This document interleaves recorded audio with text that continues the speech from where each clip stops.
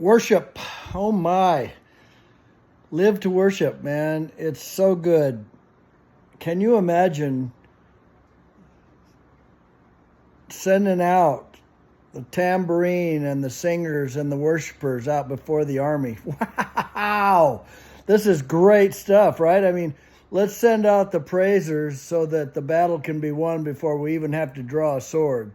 Fantastic stuff. God does this over and again in the Bible, and we see that our praise is something that is powerful.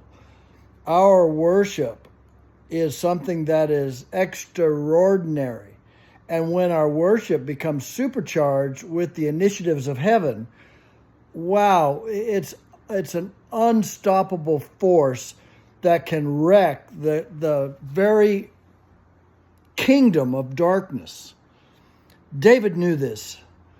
David, when he finally decided in his heart that he would bring the ark to where it was supposed to be, it had been with Obed-Edom for quite some time because of a mistake and, blah, blah.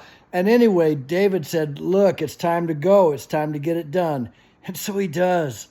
And then I forgot what it was, every 6 steps or something like that, they stop and make a sacrifice and praise and worship. And David is so undone with his worship that he gets down, the Bible says, to a linen ephod, and he's basically in his underwear, and he's spinning and twirling and worshiping God with all of his might.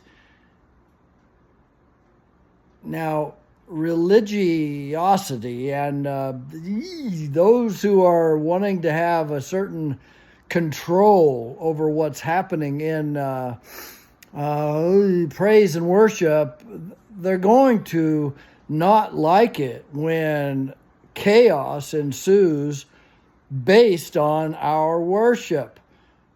But what we must understand is that God absolutely loves it when we become chaotic in our worship to Him, when we become outlandish in our worship to Him, when we become unchained and we start to go, and there ain't nothing going to stop it.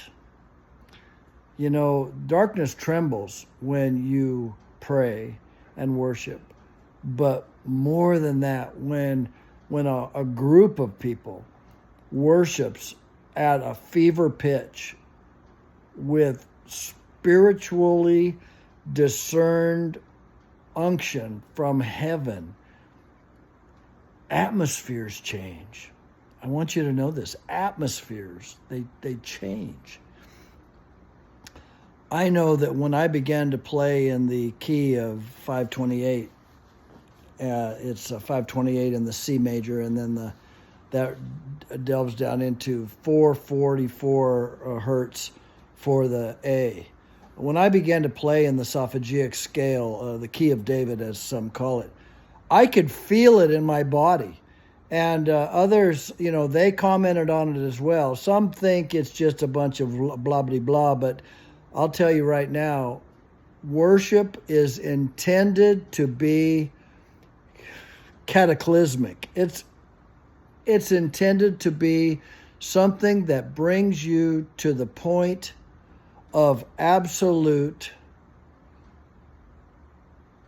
undoneness. I don't even think that's a word. Shadarabaka. I don't care if it's a word or not.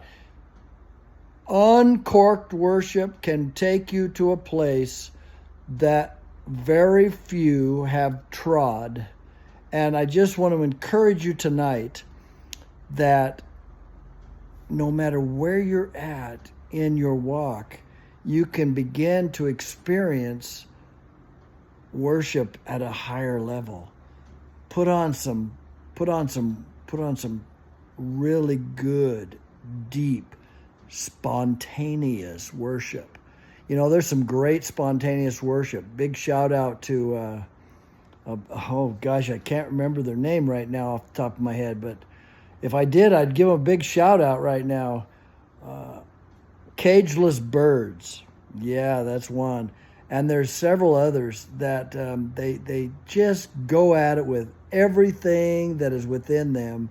And I'm telling you what, if more of our worship services would be like that, we would find ourselves at the throne so often and so filled with purpose. You know, the Bible says to come boldly into the throne of grace and there obtain, mercy and help and such.